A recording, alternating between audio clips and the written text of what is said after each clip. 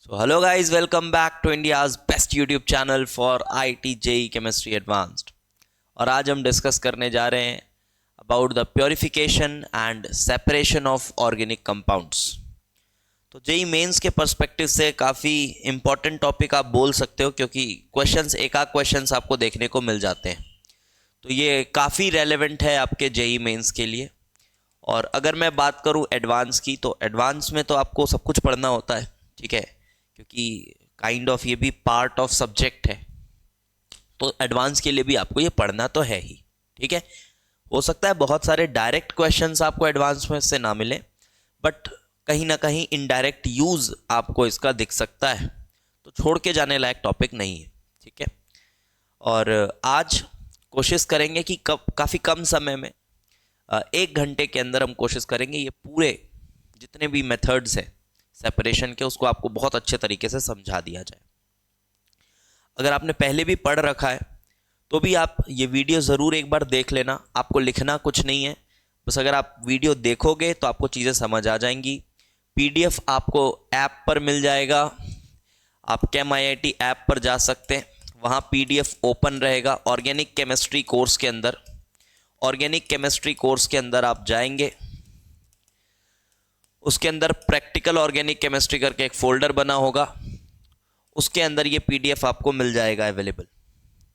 और 25 वाले बच्चों से बिल्कुल मैं उनको हाईली रिकमेंड करना चाहता हूँ। ये कोर्स ऑर्गेनिक केमिस्ट्री का कोर्स हाईली रिकमेंडेड है फॉर 2025 स्टूडेंट्स, ठीक। तो चलिए शुरू करते हैं लेक्चर को। तो हमें यहाँ पर पढ़ना क्या है, मैं शुरुआत में थोड़ा इंट्रो दे देता हूँ इसका, देखो, हमको एक्चुअली में प्योरिफिकेशन पढ़ना है ऑर्गेनिक कंपाउंड्स का। प्योरिफिकेशन के तरीके या फिर सेपरेशन के तरीके, आप ऐसा सोच सकते हो। प्योरिफिकेशन के तरीके, सेपरेशन के तरीके, ये पढ़ने हैं हमको।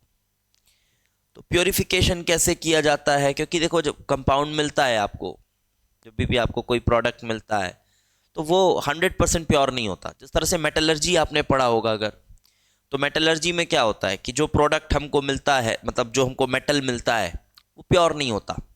तो हम कुछ मेथड्स लगा के वो मेटल से इम्प्योरिटीज़ को हटाते हैं। कुछ वैसा ही काम यहाँ पर करेंगे, उसको हम प्योरिफिकेशन का नाम दिए हुए। और कभी कभी दो चीज़ें हमारे पास हैं, ए और बी, और उनमें से हमको दोनों को सेपरेट करना है, अलग करना है। ए अलग, बी अलग, इंप्योरिटीज नहीं है वो, ए अलग बी अलग, ठीक। वो दो चीजों को सेपरेट करना है, तो वो प्रोसेसेस भी हम पढ़ेंगे, उसको सेपरेशन का नाम दे रहे हैं। और आपको ये भी चीज मैं बताता हूं कि ये जो मेथड्स हैं, आप जो मेथड्स पढ़ेंगे, आप ये मेथड्स को पढ़ के ये मत सोचना कि यार इसके बाद तो हम कोई भी ऑर्गेनिक कंपाउंड का सेपरेशन समझ जाएंगे, ठीक है। ऐसा बिल्कुल नहीं है, क्योंकि ये काफ़ी ज़्यादा प्रैक्टिकल ओरिएंटेड है ये टॉपिक। और जो आप मेथड्स पढ़ेंगे, आप कुछ बस बेसिक मेथड्स पढ़ेंगे, बेसिक आइडिया लेंगे आप बस सेपरेशन का। पूरी तरह से आप इतने मैच्योर नहीं हो जाएंगे कि आप ये 4-5 जो मेथड्स हैं ये पढ़ने के बाद आप जाकर सच में कंपाउंड्स को प्योरीफाई करना, कोई भी कंपाउंड है उसको प्योरीफाई करना सीख जाएंगे, ऐसा नहीं। क्योंकि प्योरीफिकेशन सेपरेशन जो है ये काफ़ी वास्ट टॉपिक है, इसमें बहुत सारे मेथड्स होते हैं। अगर आप क्रोमेटोग्राफी की ही ढंग से स्टडी करना चाहते हो, सिर्फ हर तरह की क्रोमेटोग्राफी की स्टडी करना चाहते हो, तो आपको कुछ नहीं तो आपको 2-4 महीने आपको उसी में लग जाएंगे, सिर्फ स्टडी करने में। फिर प्रैक्टिकल आप उसको करें, वो बात अलग है। तो इतना डीप टॉपिक है ये, ठीक है। क्योंकि क्रोमेटोग्राफी भी बहुत सारे तरीकों से होती है, और बहुत स्पेसिफिक है फॉर गिवन मिक्सचर। कौन से मिक्सचर के लिए कौन सा तरीका सबसे अच्छा है, इस बात का पता आप पेन पेपर से नहीं लगा सकते। आपको एक्सपेरिमेंट करना पड़ेगा, फिर देखना होगा परसेंटेज प्योरिटी किस में ज़्यादा आ रही है, उसके बाद उस मेथड को आप बोल सकते हैं कि हाँ यार ये मेथड बेस्ट है, और ये काम घर बैठे नहीं होता, ठीक है। तो बस मैं आपको यही बताना चाह रहा हूँ कि इस चीज़ को पढ़ना किस तरह से है। इस चीज़ को हमको इस तरह से पढ़ना है कि हम जो सेपरेशन के कॉन्सेप्ट्स हैं, वो कॉन्सेप्ट्स को समझना चाहते हैं। हाँ, थोड़ी बहुत प्रैक्टिकल नॉलेज तो ऑब्वियसली मिलेगी, लेकिन वो प्रैक्टिकल नॉलेज भी बहुत ही सुपरफिशियल लेवल पे होगी, क्योंकि जेई एडवांस और जेई मेंस में इस टॉपिक को जिस तरह से इंट्रोड्यूस किया गया है, ये कुछ इसी तरह का है, ठीक है। कुछ बच्चे मुझसे ये भी पूछ रहे थे कि सर ये टॉपिक पढ़ने के लिए कोई बुक रिकमेंड कर दीजिए, हमको थोड़ा डीप में पढ़ना है। तो फिर मैं बोलूँगा कोई किताब की ज़रूरत नहीं है, जितना मैंने बता रहा हूँ यहाँ पर आप इतना पढ़ लीजिए, ठीक है, इतना पढ़ लीजिए, आपके लिए इनफ होगा। फिर भी आपको अगर ये पता करना है कि कौन सी किताब में ये डिटेल में मिल जाता है ये सब टॉपिक, तो ये वोगेल्स की एक आती है प्रैक्टिकल ऑर्गेनिक केमिस्ट्री, तो ये बुक आपको मिलती है। इसमें सिर्फ और सिर्फ प्रैक्टिकल बातें करी गई हैं, काफ़ी डिटेलिंग वाली किताब है, लेकिन बच्चों के लिए बिल्कुल नहीं है। ये एक तरह का पूरा डेटा बैंक है ऑर्गेनिक केमिस्ट्री का। हर रिएक्शन तो नहीं बोलूँगा मैं, बट हाँ ऑलमोस्ट बहुत सारे रिएक्शंस आपको इसमें मिल जाते हैं।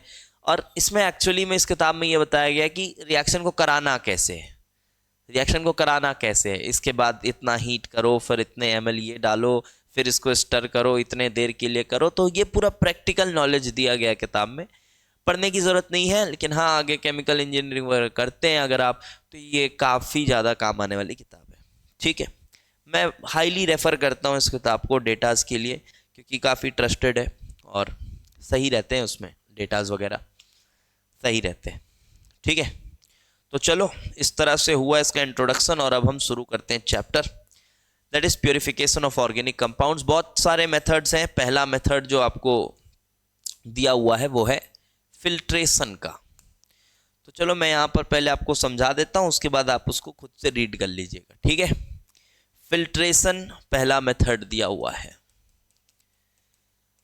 तो देखो फिल्ट्रेशन कब यूज़ कर सकते हो आप।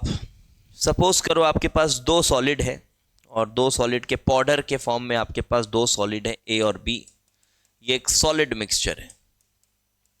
तो ये मेथड आप तब यूज़ कर सकते हो, ये मेथड आप तब यूज़ कर सकते हो जब इन दोनों सॉलिड्स का किसी एक गिवन सॉल्वेंट में, किसी एक गिवन सॉल्वेंट में सॉल्युबिलिटी में काफ़ी डिफरेंस हो।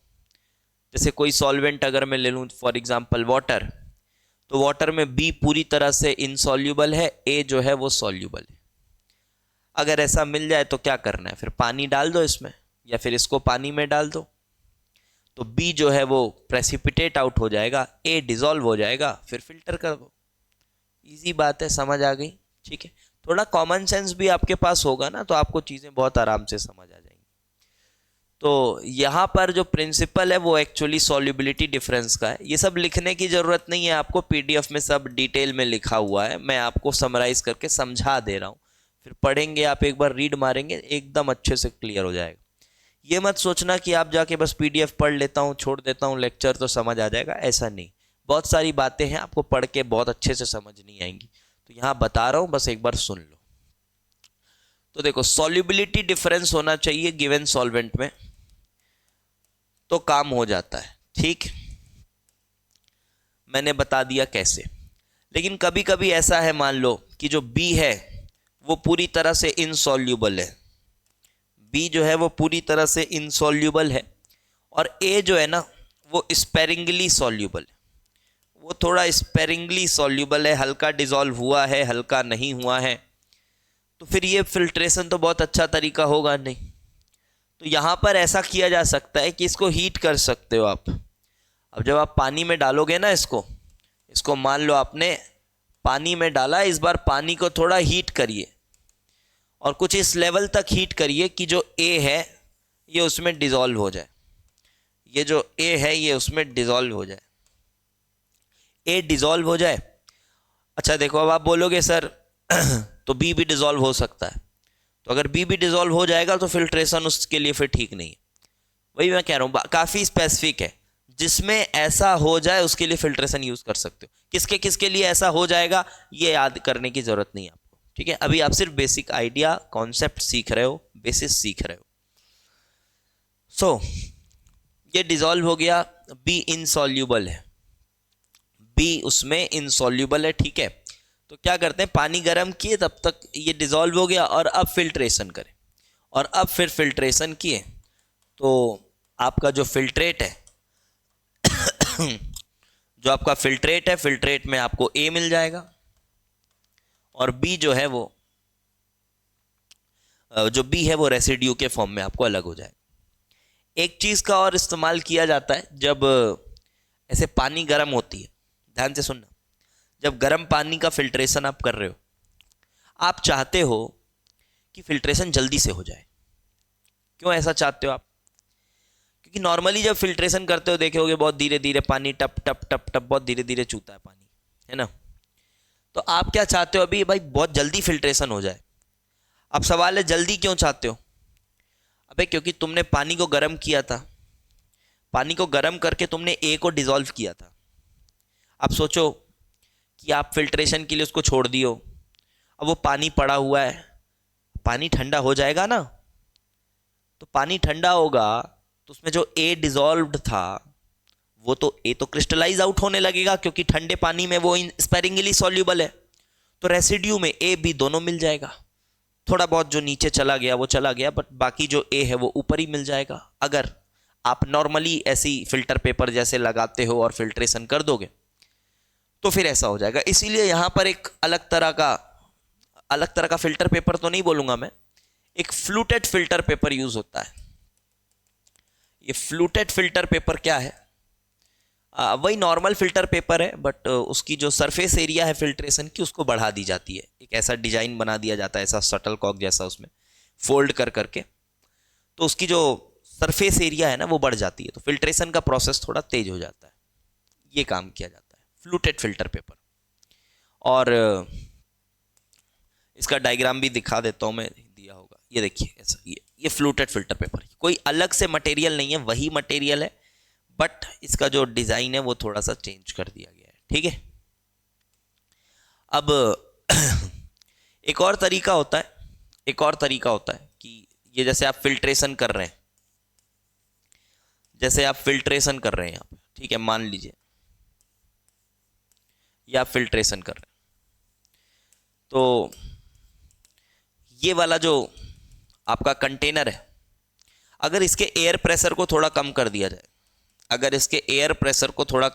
जाए, यहाँ जो एयर प्रेशर है इसको कम कर दिया जाए, तो फिल्ट्रेशन का प्रोसेस थोड़ा तेज हो जाएगा। क्योंकि अब एयर के मॉलिक्यूल्स कम हैं, तो जो यहाँ से रेजिस्टेंस था इस पानी के ड्रॉपलेट्स को नीचे आने में वो थोड़ा कम मिलेगा। तो ये भी एक तरीका किया जाता है, यहाँ एक संक्शन लगा दिया जाता है जो हवा खींचता है, थोड़ा काइंड ऑफ वैक्यूम तो नहीं बोलूँगा, बट हाँ थोड़े एयर के प्रेशर को कम कर देता है। तो ये भी एक तरीका है फिल्ट्रेशन को तेज करने का। ठीक, तो ये बातें लिखी हुई होंगी। तो this the end of filtration, ये आप देख लीजिएगा, ये फ्लूटेड फिल्टर पेपर और ये सब पढ़ लीजिएगा। ये हॉट वाटर फनल ये यूज़ करते हैं जब बहुत ज़्यादा होता है ना हमारे पास, हमारा जो फिल्ट्रेशन में जो सैंपल है वो बहुत बड़ा है, तो छोटे फिल्टर पेपर से नहीं होता, तो इस तरह से एक हॉट वाटर फनल यूज़ करते हैं और उसके साथ फिर फिल्टर पेपर यूज़ करते हैं। ठीक है। अब ये भी देखो, ये संक्शन पंप लगा के प्रेशर को कम कर रहा है और यहाँ ये गिरा रहा है। तो फिल्ट्रेशन आपको समझ आ गया होगा, कोई दिक्कत नहीं। हाँ भाई, फिर आ जाओ ये सबसे कंफ्यूजिंग, रिक्रिस्टलाइजेशन, क्रिस्टलाइजेशन। देखो अब क्रिस्टलाइजेशन किसके लिए यूज करते हैं, तो क्रिस्टलाइजेशन एक्चुअली में इम्प्योरिटीज हटाने के लिए यूज करते हैं। ठीक है, इम्प्योरिटीज रिमूवल के लिए हम यूज करते हैं, क्रिस्टलाइजेशन मेथड को। अब आप इसको कुछ इस तरह से सोचिए, देखिए, देखो इसमें दिक्कत क्या आती है कि जब भी आपके मन में सॉल्युबिलिटी का ख्याल आता है ना, तो आप सीधे ना वो आयनिक कंपाउंड्स को सोचने लगते हो सॉल्युबिलिटी प्रोडक्ट से। ये दिक्कत आती है इसमें, आप सीधे आयनिक कंपाउंड सोचने लगते हो कि कोई चीज ए बी सॉल्यूबल है, तो ए बी सॉल्यूबल है तो ए प्लस और बी माइनस, इस तरह से इसकी सॉल्युबिलिटी प्रोडक्ट होगी एंड समथिंग लाइक दैट। लेकिन यार कुछ कंपाउंड्स मॉलिक्यूलर फॉर्म में डिसॉल्व होते हैं, ये बात पता होगी आपको।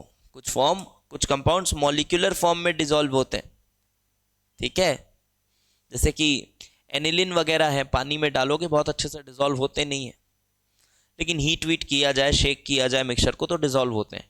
तो बताओ ये जो ऑर्गेनिक कंपाउंड्स हैं, लाइक सपोज ये एनिलिन मान लो या नाइट्रोबेंजीन मान लो, चलो ये लो नाइट्रोबेंजीन मान लो, अब ये कोई आयंस में थोड़ी ना टूटेंगे डिसॉल्व होते समय, ये तो ऐसे ही रहेंगे ना मॉलिक्यूलर फॉर्म में, कुछ ऐसा ऑयली सा लेयर बना लेते हैं, उसके बाद उसको हीट करते हैं, स्टर करते हैं, तो फिर काइंड ऑफ जाकर ये डिजॉल्व हो जाते हैं।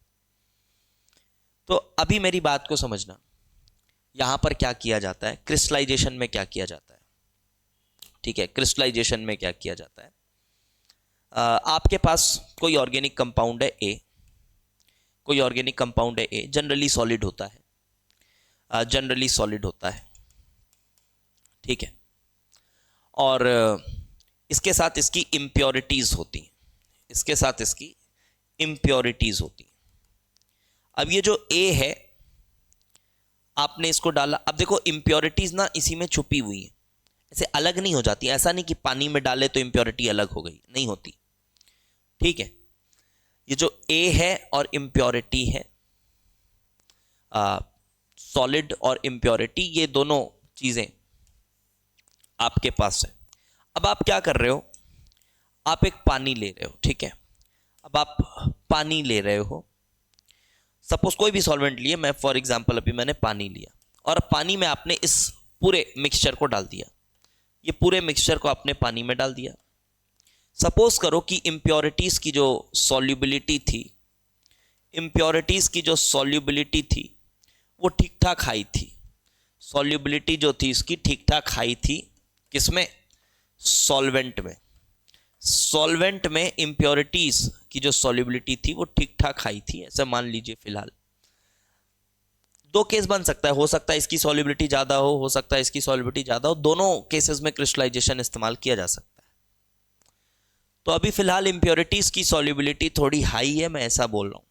अब ये मिक्सचर को मैंने इसमें डाला, और ये जो है ये काफी स्पेरिंगली सा सॉल्युबल है, ये काफी स्पेरिंगली सा सॉल्युबल है सॉल्यूशन में, जैसे ठीक है, ये काफी स्पेरिंगली सॉल्युबल है। जैसे फॉर एग्जांपल बताऊं, नेफ्थलीन को अल्कोहल में डाल के निकाला जाता है, नेफ्थलीन के साथ जो इम्प्योरिटीज होती हैं, नेफ्थलीन सॉलिड होता है, अल्कोहल में बहुत अच्छे से डिजोल्व नहीं होता वो, तो अल्कोहल में डाला जाता है नेफ्थलीन को, उसके बाद हीट कर करके उसको फिर डिजोल्व किया जाता है, हीट कर करके डिजोल्व किया जाता है। तो नेफ्थलीन के मॉलिक्यूल से उसकी इम्प्योरिटीज हम नॉर्मली अलग नहीं कर पा रहे हैं, मेरी बात को समझना। तो वैसे ही आप सोचो, यहां नेफ्थलीन मान लो और उसके साथ उसकी इम्प्योरिटीज भी है, और उसके बाद उसको एक गिवन सॉल्वेंट में डाला गया। फॉर एग्जांपल नेफ्थलीन के लिए जो सबसे स्पेसिफिकली यूज सॉल्वेंट है वो है आपका अल्कोहल यूज किया जाता है, स्पिरिट वगैरह, और पानी जैसे एसेटेनालाइड है, एक तरह का अमाइड होता है, उसके लिए यूज करते हैं पानी, तो वो काफी अच्छे से प्योरीफाई करता है उसको, उसके साथ जो इम्प्योरिटीज हैं उसकी। जैसे मेटलर्जी में करते हो यार, काफी स्पेसिफिक होता है किसके लिए क्या यूज करना है, वो काफी स्पेसिफिक है, वैसे ही यहां पर हो रहा। तो करते क्या है, इसमें इसको डाला, अब इसके बाद बेटा इसको हीट किया, हीट क्यों कर रहे हैं, क्योंकि वो रूम टेम्परेचर पे उसमें नहीं घुल रहा था, तो हम उसको हीट करके स्टर कर करके किसी तरह से, अब हीटिंग का कोई लिमिट नहीं है, कोई भी टेम्परेचर पे जा सकता ही है, उस टेम्परेचर तक जाओ जहां तक वो डिकम्पोज ना हो और घुल भी जाए उस सॉल्वेंट में। तो ये कैसे पता चलेगा, ये तो एक्सपेरिमेंट करके ही पता चलेगा ना। तो इस तरह से मान लो हमने घोल दिया उसको, अब ये घुल गया है ए, और इम्प्योरिटीज पूरी तरह से इसमें डिसॉल्व हो गई हैं, लेकिन सॉल्यूशन काफी गर्म है, और मैंने बोला कि इम्प्योरिटीज की सॉल्युबिलिटी थोड़ी हाई है। अब देखो वो सब घुल गए हैं उसके अंदर, अब सब कुछ घुल गए हैं, सब कुछ हाइड्रेटेड या फिर हाइड्रेटेड फॉर्म में आ चुके हैं, सभी मॉलिक्यूल्स के लेवल पे सोचो, सब कुछ हाइड्रेटेड फॉर्म में आ चुका है, सब कुछ हाइड्रेटेड फॉर्म में आ चुका है। लेकिन जब ये नहीं घुला था ना, ये जब नहीं घुला था, तो हो सकता है इसके साथ इसकी इंप्योरिटीज भी चिपकी रही हो, समझ रहे हो, ये पूरी इंप्योरिटीज ऐसे अलग होके घुल जाएंगी ऐसा नहीं है। जब वो नहीं घुला था तो उसकी इंप्योरिटीज भी उसके साथ चिपकी हुई थी, लेकिन जब आपने हीट किया तो आपने अलाउ किया कि इंप्योरिटीज भी मॉलिक्यूल्स को छोड़ें, और मॉलिक्यूल्स को छोड़कर वो इंप्योरिटीज भी डिसॉल्व हो जाएं, वो मॉलिक्यूल्स भी डिसॉल्व हो जाएं जो आपको सेपरेट करना है, दोनों डिसॉल्व हो जाएं। लेकिन अब वो सब डिसॉल्व हो चुके हैं, तो अब दोनों अपनी सॉल्युबिलिटी के हिसाब से काम करेंगे। अब दोनों को आपने अलग कर दिया है, बट सब कुछ डिसॉल्व हो गया। तो आपको ए अलग से सेपरेट करना है। तो अब क्या करते हैं, अब यहां से कूलिंग शुरू कर देते हैं इसको थोड़ा समय के लिए छोड़ देते हैं अनडिस्टर्ब्ड, और अनडिस्टर्ब्ड छोड़ के ना इसकी कूलिंग चालू कर देते हैं। इसकी कूलिंग चालू करते हैं तो अब क्या होगा बताओ। सिंस मैंने कहा कि इंप्योरिटीज की सॉल्युबिलिटी हाई है, तो इंप्योरिटीज तो सॉल्युबल ही रहेंगे, क्योंकि अब सब अपनी इंडिपेंडेंट सॉल्युबिलिटी के हिसाब से काम कर रहे हैं, तो वो तो सॉल्युबल ही रहेंगे। बट जो आपका ए है जिसकी सॉल्युबिलिटी कम थी, नेफ्थलीन इन अल्कोहल एग्जांपल ले लो, एसिटेनिलिड इन वाटर एग्जांपल ले लो, सोच सकते हो उसके साथ, तो वो क्रिस्टलाइज आउट होने लगेगा। सो कूलिंग के बाद क्या होगा, ए विल क्रिस्टलाइज आउट, ये क्रिस्टलाइज हो जाएगा बाहर। कंडीशन ये भी है कि जो सॉल्वेंट है वो इंप्योरिटीज के साथ रिएक्ट नहीं करना चाहिए, पता चला रिएक्ट कर लिया। तो ये सब चीजों को देखते हुए सॉल्वेंट का चॉइस किया जाता है, ठीक है। तो सॉल्वेंट इस तरह से चूज किया जाता है। तो ए विल क्रिस्टलाइज आउट, और ये जो ए होगा ये अब काइंड ऑफ प्योर होगा। अगर एक बार आपने किया, मान लो, अब कैसे करते हैं, जैसे मान लो एसिटेनिलिड का मैं एग्जांपल दे रहा था आपको, इसकी ना मेल्टिंग पॉइंट पता कर लेते हैं। इसकी प्योर एसिटेनिलिड की जो मेल्टिंग पॉइंट है वो कुछ 114 डिग्री के आसपास होती है। तो हम देखते हैं कि वो जो क्रिस्टल आया है क्या उसकी मेल्टिंग पॉइंट 114 डिग्री है। फिर देखते हैं हम, यार अभी भी थोड़ा वेरिएशन है, तो थोड़ा वेरिएशन है इसका मतलब क्या है, अभी भी थोड़ी इंप्योरिटी है। तो उस क्रिस्टल को फिर पकड़ के यही प्रोसेस किया जाता है, तो थोड़ा और बेटर होता है वो थोड़ा, क्योंकि यार प्रैक्टिकली हो सकता है ना थोड़ी बहुत इंप्योरिटीज अभी भी हो, तो उसके बाद वो थोड़ा और फिर प्योरीफाई होता है, उसके बाद और करते हैं। तो इस चीज को फ्रैक्शनल क्रिस्टलाइजेशन भी बोला जाता है। तो फ्रैक्शनल क्रिस्टलाइजेशन, जब आप इसी प्रोसेस को, फ्रैक्शनल क्रिस्टलाइजेशन क्या हो गया, जब आप इसी प्रोसेस को रिपीटेडली करेंगे, यही सेम प्रोसेस को आप रिपीटेडली करेंगे, ये तब होता है, ये कब हो सकता है, जब ए और इंप्योरिटीज की जो सॉल्युबिलिटी है वो काफी थोड़ी कंपेरेबल काइंड ऑफ है। अगर वो कंपेरेबल है तो कंपीट करेंगे, नहीं मैं भी क्रिस्टलाइज आउट होऊंगा, तो थोड़ा बहुत हो सकता है क्रिस्टल में ए के साथ इंप्योरिटीज फिर से आ जाए, तो उसको फिर से आपको प्रोसेस करना पड़ेगा। तो जो अगला क्रिस्टल मिलेगा वो थोड़ा बेटर मिलेगा, फिर से करो तो अगला क्रिस्टल थोड़ा और बेटर, फिर से करो तो अगला क्रिस्टल थोड़ा और बेटर, ऐसे करके करा जाएगा। अब एक बात और बताऊं मैं, जब आपके पास ये जो क्रिस्टल बाहर आया, ये क्रिस्टल आया बाहर मान लो, और जो आपके पास लिक्विड बचा है, जो सॉल्यूशन बचा है जिसमें इंप्योरिटीज डिसॉल्व्ड हैं, और थोड़ा बहुत अगर ए भी डिसॉल्व्ड है तो होने दो, थोड़ा बहुत ए भी डिसॉल्व्ड है तो रहने दो, बट ये जो क्रिस्टल आपके पास बाहर आया, मान लो नेफ्थलीन का या एसिटेनिलिड का, जिसको भी आप एग्जाम्पल की तरह सोच रहे हो, तो ये जो लिक्विड सॉल्यूशन बचा ना, इस लिक्विड सॉल्यूशन को मदर लिकर कहा जाता है। This is called mother liquor. तो ये टर्म आपके पास अगर कहीं आता है तो आप समझ लीजिएगा ये उसके लिए बात कर रहा है। तो फ्रैक्शनल क्रिस्टलाइजेशन भी समझ आ गया, ठीक है, फ्रैक्शनल क्रिस्टलाइजेशन भी समझ आ गया आपको, और क्रिस्टलाइजेशन भी आई होप अच्छे से समझ में आ गया होगा। कुछ बातें और इसमें बताने योग्य है, देखो मैं बता रहा हूं, कभी कभी क्या होता है कि क्रिस्टल फॉर्मेशन थोड़ा मुश्किल हो जाता है। क्रिस्टल फॉर्मेशन में कभी कभी डिफिकल्टी आ जाती है, क्यों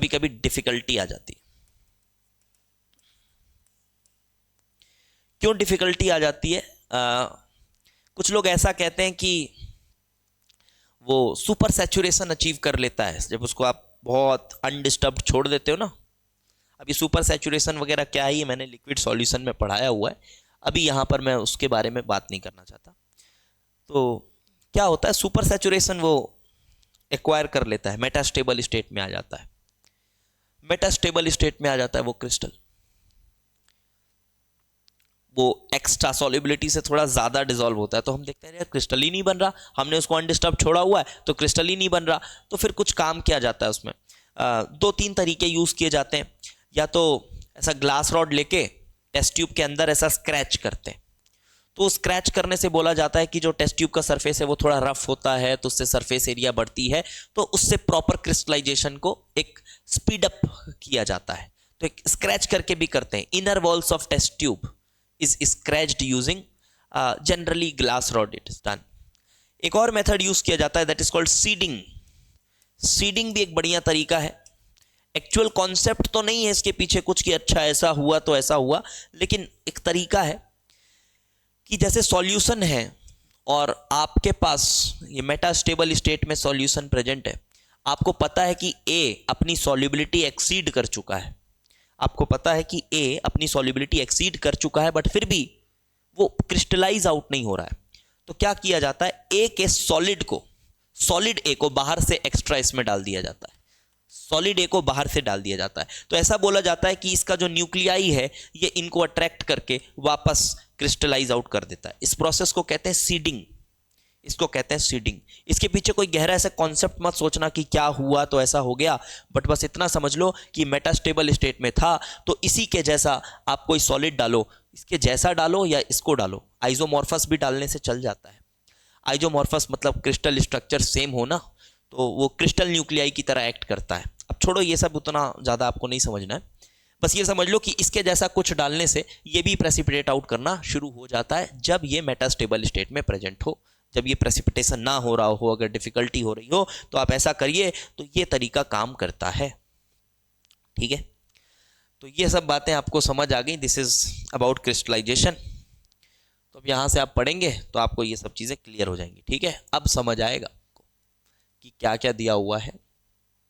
पढ़ लीजिएगा, इसमें कुछ और मुझे एक्स्ट्रा बताने लायक कुछ दिख नहीं रहा है। Fractional crystallisation done, and then comes sublimation.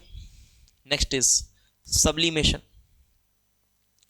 तो अब सब्लिमेशन में कुछ खास बताने के लिए नहीं है। Sublimation is something that you already know.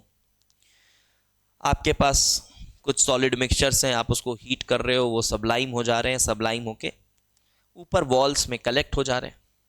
वो जो आपका इन्वर्टेड फनल है उसके ऊपर, उसके वॉल्स में चिपक जा रहे हैं, और उसके बाद आप उसको अलग कर ले रहे हैं। तो सब्लिमेशन में कुछ बहुत खास नहीं है। ये देखिए, ये आपके पास मिक्सचर दिया हुआ है। तो the process of sublimation is useful in purification of such solid which sublimes on heating and are associated with non volatile impurities. समझ गए?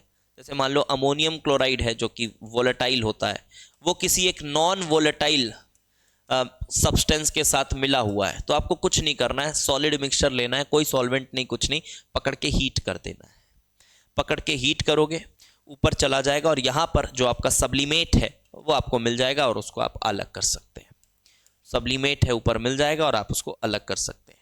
यहाँ पर दिया हुआ है camphor, naphthalene, anthracene, these are purified by these process. Naphthalene, camphor, these all are sublimable. और inorganic salts कौन कौन सब्लिमेबल होते हैं आपने पढ़ा है, मर्क्यूरिक क्लोराइड वगैरह, जो कि हमने सॉल्ट एनालिसिस में अभी रिसेंटली कवर किया है। तो कुछ उसी तरह से ये ऑर्गेनिक कंपाउंड्स हैं जो कि सब्लाइम करते हैं हीट करने पर।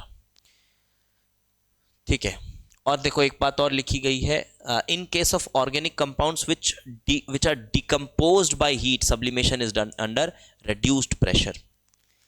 तो ये बात समझ आ रही है? क्या किया जाता है, यहाँ का प्रेशर रिड्यूस कर देंगे। देखो अभी ये सब्लाइम हो रहे हैं, मान लो 100 यूनिट ऑफ हीट लगी, कोई भी यूनिट में सोच लो आप, 100 यूनिट हीट लगी, तो टेम्परेचर भी थोड़ा हाई देना पड़ा होगा, या फिर समझ लो इसका टेम्परेचर जब हमने 50 डिग्री किया तब ये जाके सब्लाइम हो रहे हैं। क्या पता 50 डिग्री पे वो डिकम्पोज हो जाए, कोई रिएक्शन हो जाए, वो मान लो बीटा कीटो एसिड रहा हो तो डिकम्पोजिशन हो जाए, वो CO2 निकल जाए उसमें से। ठीक है, तो डिकम्पोज हो जाएगा। अगर कोई ऐसा ऑर्गेनिक सब्सटेंस है जो डिकम्पोज हो जा रहा है हीट करने पे, सब्लाइम होने से पहले डिकम्पोज हो जा रहा है, तो क्या करते हैं, प्रेशर कम करते हैं। खैर सेटअप थोड़ा सा चेंज किया जाता है और इस फनल के अंदर का थोड़ा प्रेशर कम किया जाता है। तो प्रेशर कम करने से क्या होगा कि अब वो थोड़े लोअर टेम्परेचर में भी सब्लाइम हो सकते हैं। रिड्यूस्ड प्रेशर, तो थोड़े लोअर टेम्परेचर पे भी सब्लाइम हो सकते हैं, जिसकी वजह से sublimation can be carried out before decomposition takes place. तो आई होप ये भी बात अच्छे से क्लियर हो गई होगी आपको। ठीक है, this was sublimation and now comes distillation. तो डिस्टिलेशन के बहुत तरीके हैं, सिंपल डिस्टिलेशन है, फिर फ्रैक्शनल डिस्टिलेशन है, मैं दोनों तरीके आपको समझा दे रहा हूँ। फ्रैक्शनल डिस्टिलेशन है एंड देन स्टीम डिस्टिलेशन है। तीन चीज़ें हमको देखनी है। तो चलो थोड़ा डिस्टिलेशन के बारे में मैं डिस्कस कर लेता हूँ, उसके बाद आप पढ़ लीजिएगा। सब्लिमेशन डन, ठीक। Now comes distillation. Now comes distillation. तो डिस्टिलेशन आपने लिक्विड सॉल्यूशंस में बहुत अच्छे तरीके से पढ़ा हुआ है। कैसे पढ़ा हुआ है? मान लीजिए आपके पास ए बी ये दो लिक्विड्स हैं, फिलहाल दोनों को लिक्विड्स मान लीजिए आप, और दोनों मिक्सिबल लिक्विड्स हैं। दोनों घुल गए हैं, मिल गए हैं आपस में, और आप इनको सेपरेट नहीं कर पा रहे हैं क्योंकि वो दोनों घुल गए हैं एक दूसरे के साथ, ठीक है। मिक्सिबल लिक्विड्स हैं और आपको सेपरेट करना है, तो आप क्या करते हैं? आप डिस्टिलेशन कैरी आउट कराते हैं। अब डिस्टिलेशन के पीछे लॉजिक कुछ इस तरह से दिया जाता है। यहाँ पर मान लो कंडेंसर लगा हुआ है और यहाँ पर आपकी ए और बी लिक्विड है, ए और बी लिक्विड है। अब आप इसको हीट करते हैं, हीट करते हैं। सपोज करिए जो इसमें से ए है ये ज़्यादा वोलेटाइल है, ये ज़्यादा वोलेटाइल है, मतलब इसकी बॉइलिंग पॉइंट कम है, इसकी बॉइलिंग पॉइंट कम है। ए जो है वो ज़्यादा वोलेटाइल है, सपोज करिए। अब आप क्या करेंगे? आप इसको जब हीट कर रहे हैं ना, जब आप इसको हीट कर रहे हैं, तो एक्चुअली में कितना भी हीट करो, ऐसा नहीं है कि सिर्फ ए ही ऊपर आएगा। ये तो आप लिक्विड सॉल्यूशन पढ़ चुके हैं, थोड़ा आप लिक्विड सॉल्यूशन पढ़ेंगे तो और अच्छे से कॉन्सेप्चुअली समझ आएगा। जब आप हीट करते हैं तो ए के साथ बी भी जाता है हमेशा, क्योंकि अब ये इंडिपेंडेंटली वर्क नहीं कर रहे हैं, they are acting as a solution. ये सॉल्यूशन की तरह एक्ट कर रहे हैं, ठीक है, they are acting like a solution. तो अगर आपके पास ए और बी, तो ए और बी दोनों के वेपर्स बनेंगे, ए और बी दोनों के वेपर्स बनेंगे। उसके बाद आप इन वेपर्स को कंडेंस करेंगे और फिर यहां पर इस तरह से फिर गिराएंगे, तो ये मिलेगा आपको। उसके बाद आप इसको फर्दर फिर और करेक्ट करेंगे। इसको फिर फ्रैक्शनल डिस्टिलेशन कह दिया जाता है। इसको बहुत बार करोगे ना ये प्रोसेस, देखो समझा रहा हूं मैं। तो मान लो ए और बी की वोलेटिलिटी में बहुत फर्क है, ए और बी की वोलेटिलिटी में बहुत फर्क है, मतलब बॉइलिंग पॉइंट में बहुत डिफरेंस है, 40 केल्विन, 30 केल्विन, 35 केल्विन, ऐसा डिफरेंस है। तब क्या होगा कि ए बहुत वोलेटाइल है, बी बहुत कम वोलेटाइल है। तो जो वेपर्स में ए और बी आ रहे हैं ना, तो जो बी का अमाउंट होगा ना वो नेग्लिजिबल होगा, बी का अमाउंट नेग्लिजिबल होगा, बी का अमाउंट नेग्लिजिबल होगा।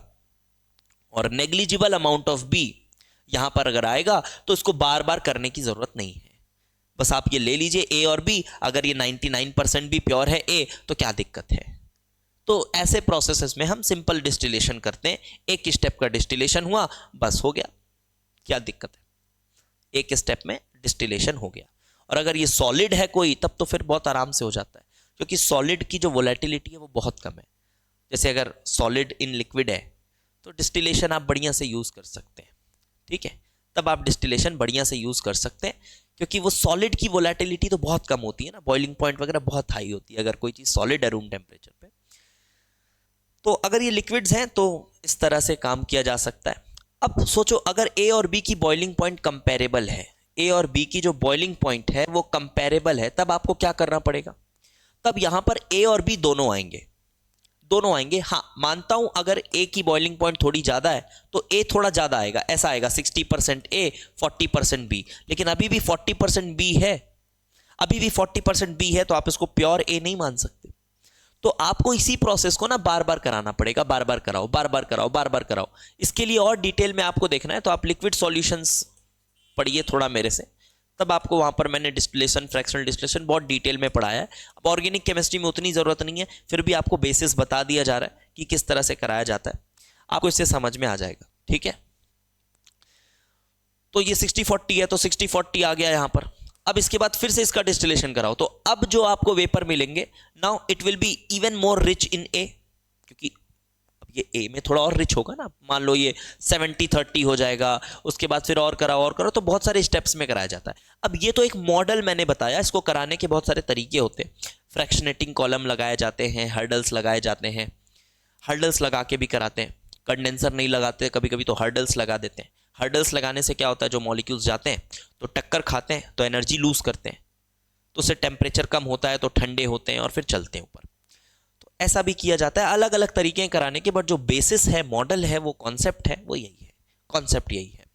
तो ये डिस्टिलेशन की बात हुई, थोड़ा बहुत और देखेंगे अभी यहाँ से डिस्टिलेशन को। देखिए ये कुछ अलग अलग तरह के फ्रैक्शनेटिंग कॉलम यूज किए जा रहे हैं, आप ये पढ़ेंगे तो आपको खुद समझ में आ जाएगा। देखो यहां पर क्या बोल रहा है, सिंपल डिस्टिलेशन के लिए जैसे देखो एथर और टॉल्विन इसको यूज किया जा रहा है, तो देख रहे हो बॉइलिंग पॉइंट में कितना फर्क है। एथर तुरंत उड़ जाएगा और टॉल्विन जो है वो बहुत कम अमाउंट में उड़ेगा शुरुआत में, तो इस वजह से एक ही बार डिस्टिलेशन करो काम हो जाएगा। इसी तरह से हेक्सेन और टॉल्विन की बात हो रही है, बेंजीन क्लोरोफॉर्म की बात हो रही है, तो ये सब किया जा सकता है। बट फ्रैक्शनल डिस्टिलेशन कब कर रहे हैं, व्हेन द सेपरेशन, क्या बोल रहे हैं, they differ by 10 kelvin.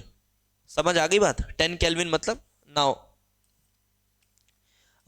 10 kelvin का मतलब हो गया कि काफी कंपेरेबल हो गई बॉइलिंग पॉइंट, तब आप इसको यूज कर रहे हैं। ये प्रोसेस है, देख लीजिएगा, ये तो समझ आ ही जाएगा, इसमें कोई दिक्कत नहीं। ये लिक्विड का मिक्सचर है, इसको हीट कर रहे हैं, मोर वोलेटाइल ऊपर जा रहा है, और उसके बाद फिर कंडेंसर से ये आप इसको हटा ले रहे हैं।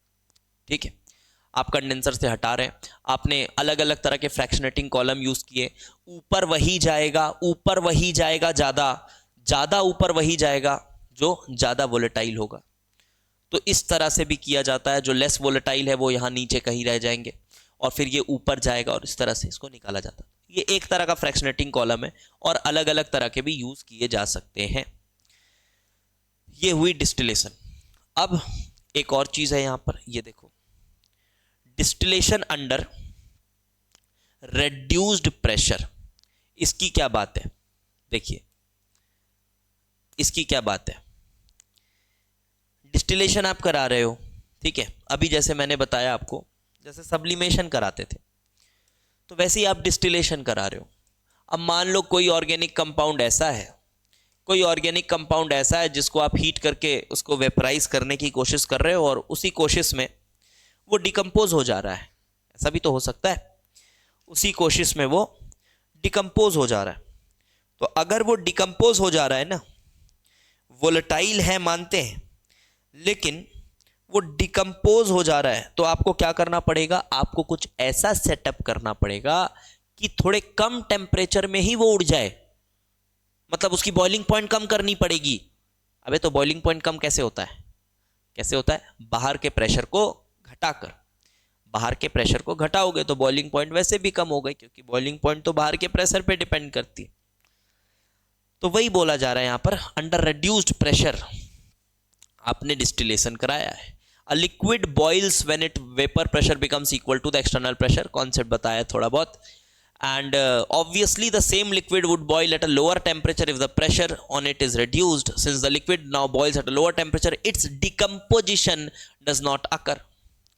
With the commonly used water suction pumps in the laboratory, वही water suction pump जो आपको मैंने बताया, जो pressure reduce करने के काम आता है, pressure of 10 to 20 mmHg can be obtained. Under these conditions, the boiling point are reduced by about 100 degree. However, with vacuum pumps, pressure of order 0.1 mmHg can easily be obtained. ये बताया जा रहा है क्या क्या यूज करते हैं। Water suction pump से प्रेशर 10 to 20 mmHg किया जा सकता है, बहुत लो है ये भी। और अगर आपके पास वैक्यूम पंप्स हैं तो पूरा वैक्यूम तो नहीं, बट फिर भी 0.1 mmHg तक का भी प्रेशर ऑब्टेन किया जा सकता है। तो अब सोचो कितने कम टेम्परेचर में वो उड़ जाएगा, ठीक है, कितने कम टेम्परेचर में वो उड़ जाएगा, क्योंकि बाहर का प्रेशर ऑलमोस्ट पूरी तरह से खत्म कर दिया गया है, वैक्यूम पंप्स यूज किया जाए अगर तो। चलिए देखो यहाँ पे एक एग्जांपल भी दिया हुआ है, glycerol which decomposes on its boiling point can be distilled without decomposition at 453 kelvin. देख रहे हो, लगभग 110 केल्विन का यहाँ पर रिड्यूस कर दिया गया उसकी बॉइलिंग पॉइंट को 12 mmHg के प्रेशर में, जो कि वाटर संक्शन पंप से ही अटेन किया जा सकता है। इसमें वैक्यूम पंप्स लगाने की जरूरत है नहीं। ओके,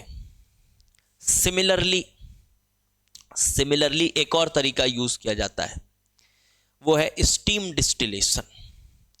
स्टीम डिस्टिलेशन भी यूज किया जा सकता है। देखिए स्टीम डिस्टिलेशन कैसे काम करता है। एक रेड्यूस प्रेशर वाला तरीका हुआ, कुछ कंपाउंड्स के लिए स्टीम डिस्टिलेशन का भी इस्तेमाल करते हैं। अब ये प्रैक्टिकली समझ आएगा कि उसके लिए ये क्यों, इसके लिए ये क्यों, वो यील्ड पे डिपेंड करता है, जैसा कि मैंने पहले बताया, बट ये भी एक मेथड है। तो डिस्टिलेशन में अभी तक आपने क्या क्या देख लिया? एक सिंपल डिस्टिलेशन देख लिया, उसके बाद फ्रैक्शनल देख लिया, फ्रैक्शनल भी समझ गए, उसके बाद आपने सिंपल देख लिया, फ्रैक्शनल देख लिया, उसके बाद आपके पास वैक्यूम पंप्स लगाकर आप रेड्यूस्ड प्रेशर के अंडर आप करा रहे हो, तो वो भी देख लिया। अब इसी तरह से आप एक और डिस्टिलेशन कर सकते हो, वो है स्टीम डिस्टिलेशन। यहां भी देखो कॉन्सेप्ट कुछ ऐसा ही है कि जो आपके पास सेपरेट करने वाले कंपाउंड्स हैं, जैसे मान लो ए और बी को आपको सेपरेट करना है, ए और बी को आपको सेपरेट करना है, ठीक है, इनको सेपरेट करना है आपको। और जो एग्जाम्पल आप पढ़ते हो आपकी एनसीईआरटी में भी बताया जाता है, ऑर्थोनाइट्रोफिनॉल, ऑर्थोनाइट्रोफिनॉल और पैरानाइट्रोफिनॉल, ये है। और आप पढ़ते हो कि ये जो है ऑर्थोनाइट्रोफिनॉल, ये स्टीम वोलेटाइल है, ये स्टीम वोलेटाइल है, आप ऐसा पढ़ते हो, ये स्टीम वोलेटाइल है। एंड दिस इज पैरानाइट्रोफिनॉल, ये स्टीम वोलेटाइल नहीं है, ऐसा आप पढ़ते हैं। एक्चुअली में ये इनकी बॉइलिंग पॉइंट थोड़ी ज़्यादा होती है, लगभग शायद जहाँ तक मुझे रफ वैल्यूज़ याद है, एग्जैक्ट नंबर नहीं याद है, ये 210 डिग्री के आसपास होता है, ये कुछ 280-90 डिग्री के आसपास होता होगा, थोड़ा बहुत ऊपर नीचे होगा तो देख लेना, बट हाँ डिफरेंस लगभग इतने का ही होता है। तो अब ये जो है ना ऑर्थोनाइट्रोफिनॉल, पैरानाइट्रोफिनॉल, इनका मिक्सचर आपके पास है, इनका मिक्सचर आपके पास है।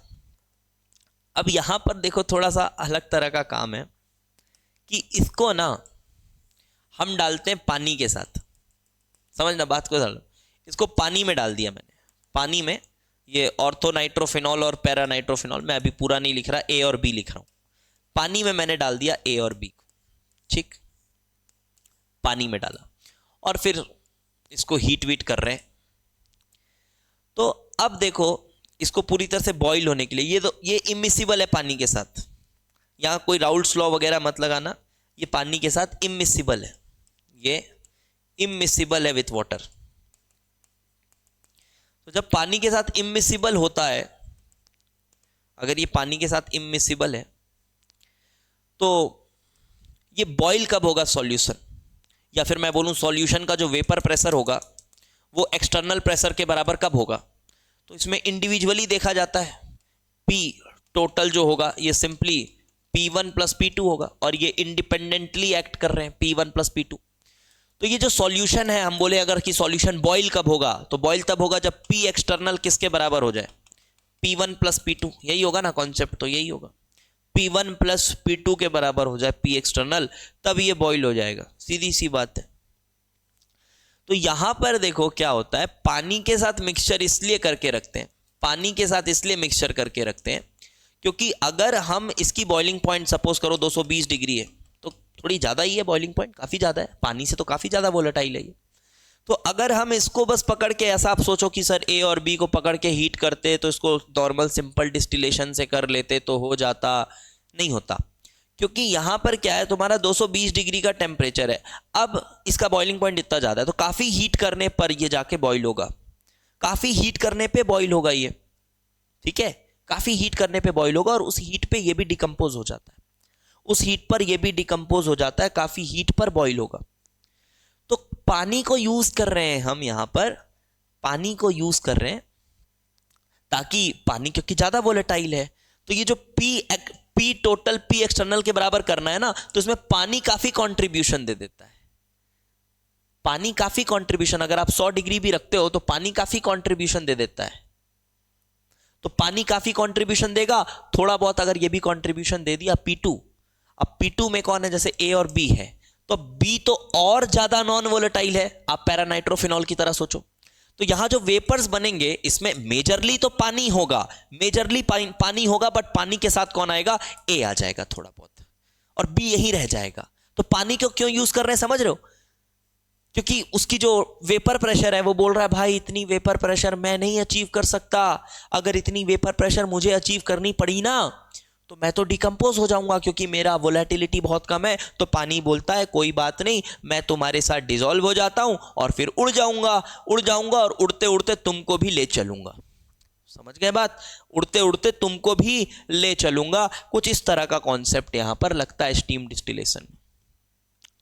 तो इसलिए पानी में डिसॉल्व करते हैं। अब सॉरी, फिर पानी में ए मिक्स हो गया, अबे तो वो तो आराम से डिस्टिलेशन से हट जाएगा ना, सिंपल डिस्टिलेशन से। ए और बी का मिक्सचर मुश्किल था, ए और बी, क्योंकि यहां तो वोलेटिलिटी में काफी फर्क है, वो तो सिंपली डिस्टिलेशन से हट जाएगा। लेकिन ए और बी को हटाने में ये जो थी, इसकी वोलेटिलिटी बहुत कम थी, इसकी वोलेटिलिटी भी कम थी पानी के कंपैरिजन में, बट इससे काफी वोलेटाइल था ये। तो हमने पानी मिलाया, पानी ने पी टोटल अचीव करने में हेल्प किया और इस तरह से ए को पानी ले गया और ए और बी अलग हो गए। This is called steam distillation. और इसलिए हम कहते हैं कि ए इज स्टीम वोलेटाइल, इसलिए कहते हैं हम ए इज स्टीम वोलेटाइल। इस तरह से ये है कॉन्सेप्ट। थोड़ा देखिएगा यहां पर तो समझ आ जाएगी बात, पढ़ लीजिएगा इसको, यही सब बातें होंगी। डिकम्पोजिशन नहीं होगा अब, ये वगैरह वगैरह, ये कुछ आपके पास ये स्टीम दिया जा रहा है, यहाँ से स्टीम दिया जा रहा है, यहाँ पर इसको भी हीट किया जा रहा है। इम्प्योर ऑर्गेनिक लिक्विड और वाटर है, तो ये डला हुआ है और इसके बाद फिर ये उड़ेगा। अब उड़ के ऑर्थोनाइट्रोफिनॉल और पानी दोनों यहाँ से निकल गए और ये प्योर ऑर्गेनिक लिक्विड और वाटर आपके पास है, दूसरा ऑर्गेनिक लिक्विड इधर रह गया। ठीक है, सेपरेट हो गया। तो ये हो गया एक तरीका। So this is your distillation. Distillation भी समझ आ गया होगा। And now comes differential extraction. अब डिफरेंशियल एक्सट्रैक्शन कुछ बहुत खास नहीं है, एक तरह का, जैसा आपने लेयर टेस्ट पढ़ा है ना, लेयर टेस्ट पढ़ा है, लेयर टेस्ट, उसी तरह का ये भी कुछ उसी तरह का है। देखो, आपके पास यहां पर अगर कोई चीज पानी में डिसॉल्व है, मान लो, कब यूज करते हैं ये बता रहा हूं, डिफरेंशियल एक्सट्रैक्शन का। डिफरेंशियल एक्सट्रैक्शन का यूज कब करते हैं? तो डिफरेंशियल एक्सट्रैक्शन का यूज इस तरह से करते हैं, अगर कोई चीज ना पानी में डिसॉल्व है, जो इन वाटर प्रेजेंट है, इन वाटर मतलब किसी चीज का एक्वस सॉल्यूशन, तो पानी में डिसॉल्व है, आप चाहते हो उसको हटाना, तो अब आप बोलोगे सर ये तो इजीली कर सकते हैं ना डिस्टिलेशन से। लेकिन मान लो डिस्टिलेशन से नहीं हो पा रहा है, क्योंकि जो आपके पास जिस चीज़ का एक्वस सॉल्यूशन है, मान लो वो भी वाटर के साथ कंपेरेबल बॉइलिंग पॉइंट के आसपास है, पानी के बॉइलिंग पॉइंट के आसपास है, या फिर कुछ इस तरह से मान लो कंपेरेबल है। ठीक है, तो डिस्टिलेशन थोड़ा मुश्किल है, या फिर कुछ स्पेसिफिक केसेस हो सकते हैं जहां पर ये मेथड ज़्यादा अच्छा हो, डिफरेंशियल एक्सट्रैक्शन। और मैं बताऊं तो ये सेटअप भी कम लगता है, तो सेटअप वाइज भी ये बेटर तरीका है। वहां पर आपको हीट देना है, फ्यूल कंज्यूम कराना है, तो उस तरह से भी आप देखें तो ये बेटर तरीका है। वहाँ फिर फ्रैक्शनेटिंग कॉलम यूज़ करने हैं। ठीक है, तो इतना कुछ अगर आपके पास व्यवस्था नहीं है, आपके पास सिर्फ एक फनल भी है, तो आप ये काम कर सकते हैं। तो ये काफ़ी आसान तरीका है डिफरेंशियल एक्सट्रैक्शन का, कि पानी में अगर किसी का एक्वा सोल्यूशन है और उसके बाद आपने क्या किया, सपोज करो कोई एक्स कंपाउंड है, ये नॉन पोलर है, जैसे लेयर टेस्ट में पढ़े हो ना, ब्रोमीन है, नॉन पोलर होता है बट पानी में थोड़ा बहुत घुलता है। लेकिन अगर उसको कोई ऑर्गेनिक सॉल्वेंट मिल जाए, जैसे कि CCl4, CHCl3, तो उसमें वो बहुत मजे से घुलता है, क्योंकि सिमिलर नेचर का है। तो वैसा ही कुछ यहाँ किया जाता है कि आपके पास एक्वा सोल्यूशन है, आप उसमें ऑर्गेनिक सॉल्वेंट डालिए और उसको शेक करिए जोर से, तो वो जो एक्स था, जो कि पानी के एक्वा सोल्यूशन के फॉर्म में था, अब वो ऑर्गेनिक सॉल्वेंट में आपका चला जाएगा। तो ऐसे केसेस में भी यूज कर सकते हो आप इसको, जब आप चाहते हो कि वो चीज अच्छे से घुल जाए। आप मान लो आप सेपरेट नहीं करना चाहते, आप उसका रिएक्शन कराना चाहते हो, आप उसका रिएक्शन कराना चाहते हो तो भी आप कर सकते हो कि अरे यार वो तो एक्वा सोल्यूशन में प्रेजेंट है और एक्वा सोल्यूशन में बहुत अच्छे से डिसॉल्व नहीं हुआ है और आपका रिएक्शन कंडीशन कुछ ऐसा है कि you don't want aqua solution, you don't want water to be there as a solvent, तो आप चाहते हो कि यार कोई ऑर्गेनिक सॉल्वेंट में मुझे इसको डिसॉल्व करके रिएक्शन कराना है, then also you can use this differential extraction. It is based on the fact that X has different solubility in aqueous solution and organic solvents. तो आप जब उसको शेक करोगे तो you will get X completely dissolved in the solvent in which its solubility is more, that is organic solvent में ये dissolve हो जाएगा और पानी का नीचे लेयर बन जाएगा. डेंसिटी वगैरह का रीजन है तो पानी नीचे लेयर बन जाएगा और उसके बाद आप उसको स्टॉप कॉक चालू करके निकाल सकते हो बाहर. तो देखिए ये डिफरेंशियल एक्सट्रैक्शन है. ये सॉल्वेंट लेयर है, ये organic compound in aqueous layer, नीचे एक्वस लेयर में पड़ा हुआ था, आपने सॉल्वेंट ऊपर से डाला और उसके बाद आपने क्या किया, जोर से शेक किया और फिर आपके पास यहाँ पर जो एक्वा सॉल्यूशन था ऑर्गेनिक कंपाउंड का वो आपके ऑर्गेनिक सॉल्वेंट लेयर में आ गया है और एक्वस लेयर नीचे है. फिर यहाँ से आप इस पानी को हटा सकते हैं because they will obviously form two separate layers. Example दे सकता हूँ, कोई भी एथर है और वाटर है, एथर और वाटर का यूज करके आपके देख सकते हैं, एथर और वाटर का यूज करके कर सकते हैं, CCl4 वाटर का यूज कर सकते हैं. यहां पर देखो the aqua solution is mixed with small quantity of organic solvent in separating funnel. The funnel is stoppered and the contents are shaken thoroughly for some times. When the organic solvent dissolves the organic compound present in the aqueous solution, the separating funnel is now allowed to stand for some time. When the organic solvent and water form two separate layers, the lower aqueous layer when the organic solvent used is benzene or ether, तो नीचे वाला पानी रहेगा density की वजह से, is run out by opening the tap. Organic layer is separated, the aqua solution is again poured into the funnel, mixed again with a small quantity of organic solvent. The process is repeated till the entire organic solvent is extracted. वही है, बार बार कराना पड़ेगा क्योंकि ज़रूरी नहीं है कि एक बार कराने में पूरा एक्वस लेयर खाली हो गया हो, पूरे एक्वस पानी से पूरा एक्स हट गया हो, ये एक बार कराने से पॉसिबल नहीं है, तो एक से ज़्यादा बार आपको कराना पड़ेगा. ठीक है, okay. So this was about differential extraction, and now comes the last topic, that is chromatography. बहुत ज़्यादा नहीं है, इसको समझ लेते हैं. क्रोमेटोग्राफी, देखो क्रोमेटोग्राफी में जो काम आपको करना है, देखो ये एक्चुअली में क्रोमेटोग्राफी जो आप पढ़ेंगे तो बहुत ज़्यादा सेपरेट नहीं करेगा, बट ये क्वालिटेटिव एनालिसिस में काफ़ी काम आता है. क्वालिटेटिव, इवन कभी कभी क्वांटिटेटिव एनालिसिस में भी काम आता है, इसमें काम आता है. हाँ, सेपरेशन के लिए भी काम आता है, लेकिन सेपरेशन के लिए काम आने वाला जो क्रोमेटोग्राफी है वो कॉलम क्रोमेटोग्राफी है. कॉलम क्रोमेटोग्राफी जो है ना वो सेपरेशन के लिए काम आता है. अब ये क्या होता है क्रोमेटोग्राफी सर, ये तो बताओ. अरे बता रहे हैं, थोड़ा सा वेट करो, सब तो बता रहे हैं. ये एक तरह का क्रोमेटोग्राफी है, कॉलम क्रोमेटोग्राफी. इससे थोड़ा सेपरेशन का काम किया जा सकता है. अदरवाइज आप डिटेक्ट कर सकते हो, कि आपका जो ऑर्गेनिक सब्सटेंस है उसमें क्या क्या चीजें हैं, जो ऑर्गेनिक सब्सटेंस आपका है उसमें क्या क्या चीजें प्रेजेंट है, ये आप डिटेक्ट कर सकते हो. ज्यादातर यूज इसका यही है. जैसे आपको TLC थिन लेयर क्रोमेटोग्राफी पढ़नी है, आपको पेपर क्रोमेटोग्राफी पढ़नी है, ठीक है, और नहीं पढ़ना. बहुत क्रोमेटोग्राफी बहुत सारे तरीके के होते हैं, फ्लैश क्रोमेटोग्राफी, इधर उधर बहुत सारे क्रोमेटोग्राफी होते हैं. आपको सिर्फ TLC, पेपर क्रोमेटोग्राफी और कॉलम क्रोमेटोग्राफी, ये तीन पढ़ने हैं, ठीक है. और जिसमें TLC और पेपर क्रोमेटोग्राफी का थोड़ा मैकेनिज्म एक ही तरह का है, तो चलो मैं शुरू करता हूं कॉलम क्रोमेटोग्राफी से आपको. ठीक है, मैं आपको थोड़ा पहले कॉलम क्रोमेटोग्राफी के बारे में बताता हूं, ये क्या है. कॉलम क्रोमेटोग्राफी, यहां पर किया क्या जाता है, पहले तो कॉलम प्रिपेयर किया जाता है. अब ये कॉलम क्या है ये समझना होगा कि ये कॉलम क्या है. कॉलम क्रोमेटोग्राफी तो बता रहे हो सर आप, ये कॉलम क्या है ये तो बताओ. देखो आप एक इस तरह का ट्यूब लेंगे, स्टॉपर लगा होगा, यहां पर स्टॉप कॉक लगा हुआ, पहले यहां पर ऐसे कॉटन डाला जाता है, कॉटन डाला जाता है इस तरह से, इधर ऐसा एक कॉटन वूल डाल दीजिए।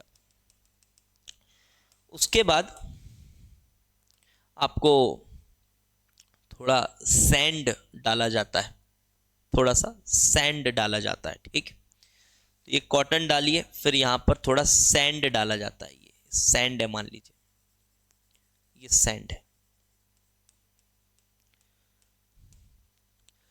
और देन यहां पर अब आपको डालना है सॉल्वेंट। ये कॉलम प्रिपेयर कर रहे हैं, यहां पर आप डालते हैं सॉल्वेंट, जो भी सॉल्वेंट आपके पास।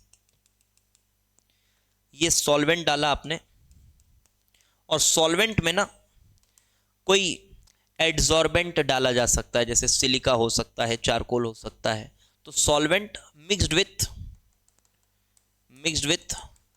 सिलिका, सिलिका एडजॉर्ब करने का काम करता है, अपने सरफेस में चिपकाता है लोगों को, तो एडजॉर्ब करने का काम करता है मिक्स्ड विथ सिलिका। ये सॉल्वेंट है। अब सॉल्वेंट क्वेश्चन में दिया रहता है कि क्या सॉल्वेंट यूज हुआ है। जनरली नॉन पोलर यूज करते हैं लोग, यहां पर जनरली नॉन पोलर यूज करते हैं, लेकिन वही बात है, आपको नहीं पता करना कि कौन सा सॉल्वेंट यूज हो रहा है। आपको दिया रहेगा, फिर आपको क्वेश्चन किस तरह का आता है वो भी बताऊंगा मैं, ठीक है, कैसे सॉल्व करना होता है। ये सॉल्वेंट यूज किया गया। उसके बाद फिर यहां पर ऐसे सैंड डाल देते हैं, फिर यहां सैंड, ये फिर यहां पर सैंड ऐसे डाल दिया। अब ये सैंड है तो पोरस है, समझ पा रहे होगे आप, ये सैंड है, फिर से यहां पर ये पोरस है, सपोर्ट करने के लिए बस डाला गया है सैंड, पोरस है। अब क्या करते हैं कि अब जो आपका सॉल्यूशन है, जो आपका सॉल्यूशन है या फिर बोल लो मिक्सचर है, जिसको आपको सेपरेट करना है, जो मिक्सचर है जिसको आपको सेपरेट करना है, उस मिक्सचर को लिया जाता है और उसको एक बहुत ही छोटे अमाउंट ऑफ किसी सॉल्वेंट में डिजॉल्व करते हैं, ठीक है। बहुत ही छोटा अमाउंट होना चाहिए वो सॉल्वेंट का। इसको एक बहुत छोटे अमाउंट में सॉल्वेंट में डिजॉल्व करते हैं, थोड़ा सा कोशिश करते हैं कि घुल जाए, ऐसा सॉल्वेंट लिया जाता है। इसलिए जनरली यहां पर polar kind of solvent prefer करते हैं। इस सॉल्वेंट का उतना ज़्यादा काम नहीं है, इसने सिर्फ उसको डिजॉल्व किया है। अगर वो सॉलिड है तो उसको थोड़ा लिक्विड फेज में लाया है, कुछ इस तरह से हमने किया। और बहुत ही कम अमाउंट में लेना है इस सॉल्वेंट को, ठीक है, बहुत ही कम अमाउंट में लेते हैं। मेन काम ये वाला सॉल्वेंट करेगा आपका, ये वाला काम मेन काम करेगा ये वाला सॉल्वेंट। अब आपने यहां पर आपने मान लो ये आपका जो लिक्विड सॉल्यूशन है जिसको आपको सेपरेट आउट करना है वो आपने डाला, ये इसको सेपरेट करना है, बहुत ही छोटे अमाउंट में आपने इसको डाला लिक्विड फॉर्म में ये।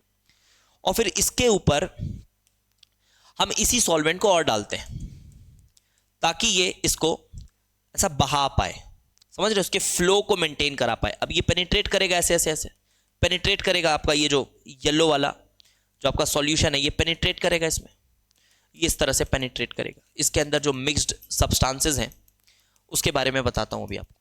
ये ऐसे पेनिट्रेट करेगा अंदर। और आप ऊपर से भी डाल सकते हो एलिवेंट। एलिवेंट मतलब ये सॉल्वेंट को ही एलिवेंट कहा जाता है, इसी सॉल्वेंट को एलिवेंट कहा जाता है। अब आप इसको ऊपर से इसलिए डाल रहे हो ताकि ये इसको और अच्छे से फ्लो करा पाए, सेम सॉल्वेंट में अच्छे से फ्लो करा पाए। अब क्या होगा, इसके अंदर जो कंपोनेंट्स हैं, मान लो ए है बी है, दो कंपोनेंट्स हैं, दो से ज्यादा भी हो सकते हैं। जो कंपोनेंट्स हैं अब उनका नेचर अलग अलग होगा। अब इनका नेचर अलग अलग होगा, इनका नेचर अलग अलग होगा, तो ये जो सॉल्वेंट है इनके साथ इसका इंटरेक्शन भी अलग अलग होगा, इंटरेक्शन भी अलग अलग होगा, इंटरेक्शन इनके साथ अलग अलग होगा। मान लो कि जो ए है ये नॉन पोलर है, ठीक है, ये नॉन पोलर है, और जो बी है ये थोड़ा पोलर है, और जो सॉल्वेंट आप यूज कर रहे हो वो सॉल्वेंट आपका नॉन पोलर है। तो सॉल्वेंट के साथ कौन ज्यादा अच्छे से घुल मिल पाएगा, तो आप बोलोगे सर ए अच्छे से मिलेगा। तो ए अच्छे से मिलेगा ना, तो जो एलिमेंट आप ऊपर से डाल रहे हो जो फ्लो कर रहा है, तो उसके साथ ये, समझना मेरी बात, आप ये जो एलिमेंट ऊपर से डाल रहे हो, जो एलिमेंट ऊपर से डाल रहे हो उसके साथ ये जो येलो मैंने बनाया है, जो आपका मिक्सचर है जिसमें से आपको सेपरेट करना है, जिसके अंदर ए और बी दोनों हैं, तो उसमें से ये एलिमेंट के साथ ज्यादा कौन इंटरैक्ट करेगा, कौन ज्यादा इंटरैक्ट करेगा एलिमेंट के साथ? आप आंसर है नॉन पोलर चीज करेगी, क्योंकि सॉल्वेंट आपका नॉन पोलर है। तो नॉन पोलर चीज उसके साथ इंटरैक्ट करेगी, और इंटरैक्ट करके वो ज्यादा दूर ट्रैवल करेगी, वो जल्दी ट्रैवल करेगी, वो अलग हो जाएंगे, वो अलग हो जाएंगे, ऐसे सेपरेट बैंड्स फॉर्म कर लेंगे यहां पर। सेपरेट थोड़े बैंड्स फॉर्म कर लेंगे। अगर उनका कलर अलग है ना तो ऐसे आपको दो अलग अलग कलर दिखने लगेंगे, क्योंकि जो ए था वो ज्यादा आगे ट्रैवल कर गया, ए और बी अब बिछड़ गए हैं क्योंकि ए को उसका पार्टनर मिल गया है नॉन पोलर सॉल्वेंट। तो नॉन पोलर सॉल्वेंट के साथ वो ज्यादा दूर ट्रैवल कर रहा है, बी पीछे रह गया है क्योंकि ट्रैवल तो वो भी करेगा बट उसकी इंटरेक्शन उतनी अच्छी नहीं है उस सॉल्वेंट के साथ, तो वो थोड़ा पीछे रह जाता है। इसका आप थोड़ा वीडियो देखेंगे ना, आप YouTube पर प्ले करके देखिएगा, कोई भी एक जो प्रैक्टिकल करके दिखा रहा होगा तो आपको दिख जाएगा, समझ में आ जाएगा कि ऐसा होता है। तो ये जो B है ये या फिर A है वो ज़्यादा आगे चला गया, और इस तरह से आप फिर इसको हटाकर इसको अलग कर सकते हैं, और फिर ये भी अलग हो जाता है, फिर ये भी अलग हो जाता है। तो इस तरह से आप यहाँ पे सेपरेट कर सकते हैं, कॉलम क्रोमेटोग्राफी का यूज करके आप इसको सेपरेट कर सकते हैं। A और B आपके सेपरेट हो गए, ठीक है। अब इस पे एक क्वेश्चन मैं आपको कराता हूं, इस पे एक क्वेश्चन कराता हूं, ये जेईई मेंस में ही पूछा गया क्वेश्चन है, आपको ये समझ आ जाएगा। देखो अब आप ये क्वेश्चन पढ़ोगे ना तो आपको समझ आ जाएगा क्या बोला गया। देखो ये मेंस का ही क्वेश्चन है, शायद 2020 या 21 का किसी साल का होगा ये। यहां पर देखो क्या बोला गया, क्रोमेटोग्राफिक कॉलम है packed with silica gel, silica gel use कर रहे हैं एज अ एडजॉर्बेंट क्योंकि वो बैंड्स बनाने में मदद करता है। एज अ स्टेशनरी फेज, अच्छा सर आपने तो बताया नहीं स्टेशनरी फेज क्या होता है, मोबाइल फेज क्या होता है। तो देखो अब यहां पर समझो, स्टेशनरी फेज और मोबाइल फेज के बारे में बताते हैं यहां पर थोड़ा सा आपको पहले। अब देखो यहां पर ये जो आपने ये बनाया ना इधर, यहां पर देखो जो सॉल्वेंट भरा हुआ है ना, हमने बीच में जो सॉल्वेंट भरा हुआ है, कभी कभी ऐसा भी करते हैं लोग, कभी कभी ऐसा भी करते हैं कि सॉल्वेंट यहां पर ना भर के यहां पर वो लोग पूरी तरह से सैंड भरते हैं और सॉल्वेंट का अमाउंट थोड़ा कम होता है, सॉल्वेंट का अमाउंट थोड़ा कम होता है, ऐसा भी करते हैं। सैंड भरते हैं और सॉल्वेंट का अमाउंट थोड़ा सा कम होता है, ऐसे भी करते हैं। तो अलग अलग मेथड्स हैं, करने के तरीके हैं। अब यहां पर देखो स्टेशनरी फेज और मोबाइल फेज दोनों में क्या क्या फर्क है। तो जो चीज मूव कर रही है, स्टेशनरी फेज क्या हो गया यहां पर, ये जो सिलिका जेल है, ये जो सिलिका जेल है, जो सैंड है, ये रुका हुआ है, ये मूव नहीं कर रहा। ये जब आप रिएक्शन मतलब ये जो प्रोसेस करा रहे हो तो सिलिका जेल मूव नहीं कर रहा, वो अपने जगह पर है, वो एड्सॉर्ब कर रहा है उन कलर्ड कंपाउंड्स को, वो अपने जगह पर ही एड्सॉर्ब कर रहा है और एड्सॉर्ब करके आपको शो कर रहा है कि ए और बी देखो अलग अलग हो चुके। तो जो चीज मूव ना कर रही हो ड्यूरिंग क्रोमेटोग्राफी उसको कहते हैं कि वो स्टेशनरी फेज में, वो स्टेशनरी फेज है। और जो आपका एल्यूएंट है, एल्यूएंट यानी कि जो सॉल्वेंट जो आप डाल रहे हो जो मूव कर रहा है, जो मूव कर रहा है वो जो सॉल्वेंट है, तो इस सॉल्वेंट को बोला जाता है कि ये मोबाइल फेज में, ये मोबाइल फेज है, ठीक है। तो इस तरह से एल्यूएंट और स्टेशनरी फेज, मोबाइल फेज, यहां पर इस तरह से बात हो रही। तो जो क्वेश्चन था वो क्वेश्चन देख लेते हैं एक बार, क्वेश्चन देख लेते हैं एक बार। तो देखो यहां पर बोला गया सिलिका जेल स्टेशनरी फेज है। To separate a mixture of compounds, क्या कंपाउंड है, एक बेंजानिलिड है, एनिलिन है और एसिटोफिनॉन है। बेंजानिलिड एक अमाइड होता है, NH सब्सटीट्यूटेड अमाइड है, NHCOPH, this is benzanilide. And then aniline तो आपको पता ही है, PHNH2, and acetophenone which is CH3COCH3, sorry PH। देखो सॉल्वेंट का ना कोई पक्का नहीं है कि कौन सा सॉल्वेंट यूज करना है, कभी कभी मिक्सचर ऑफ सॉल्वेंट भी यूज होता है। तो सॉल्वेंट कौन सा यूज करना है वो डिपेंड करता है कि वो लोग किस चीज को सेपरेट कर रहे हैं, ठीक है।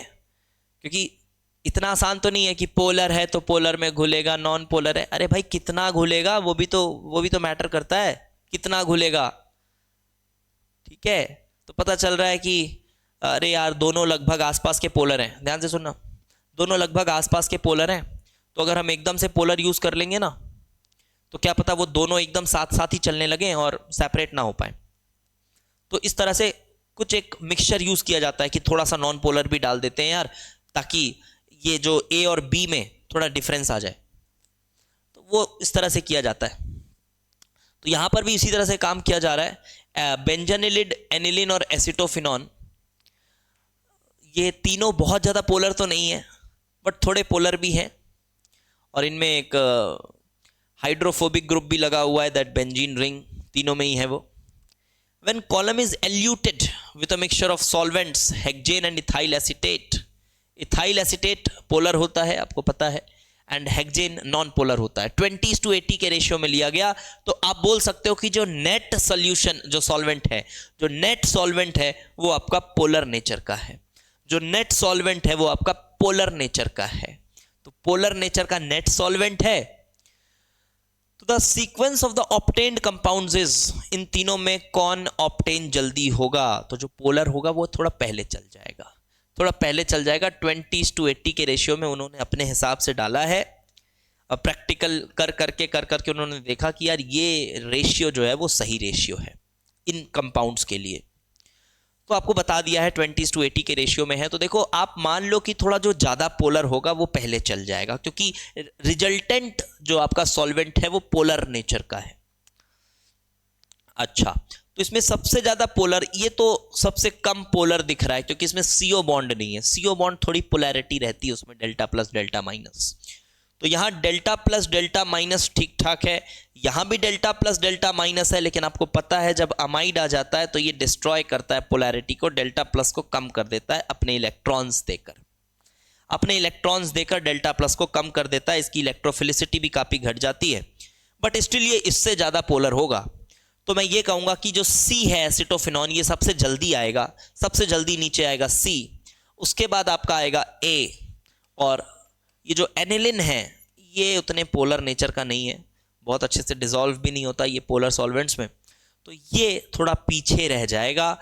खैर सिलिका जेल में बैंड ज़रूर बनाएगा ये, और उसके साथ साथ आपको दिखेगा, और फिर नीचे चलते चलते चलते चलते ये भी आप सेपरेट कर सकते हैं। सो इन दिस वे ये किया जा सकता है। ये चीज़ मैं आपको एक बात और बताऊं कि ये जो क्रोमेटोग्राफी है, कॉलम क्रोमेटोग्राफी स्पेशली, जब आप करते हैं ना तब आपको ज़्यादा अच्छे से समझ आता है। हाँ, थ्योरेटिकली आप समझ तो गए होगे कि हाँ मैकेनिज्म थोड़ा समझ आ रहा है, लेकिन कैसे होगा, ये कैसे करेंगे, ऐसा मन में आता है इसको देखने के बाद। तो इसको थोड़ा सा जब आप इसका वीडियो देखोगे या फिर जब आप करके देखोगे तब जाके ज़्यादा अच्छे से समझ में आता है। ठीक है, तो ये मैंने आपको कॉन्सेप्ट बता दिया है। अब यहाँ पर स्टेशनरी फेज, मोबाइल फेज के बारे में बात करी गई है। तो अभी जो हमने ये क्रोमेटोग्राफी कराई, एड्सॉर्प्शन या कॉलम क्रोमेटोग्राफी, इसमें आपका स्टेशनरी फेज कौन था, सॉलिड था, सैंड सिलिका जेल वो, और लिक्विड आपका जो सॉल्वेंट था एल्यूएंट, वो मोबाइल फेज था।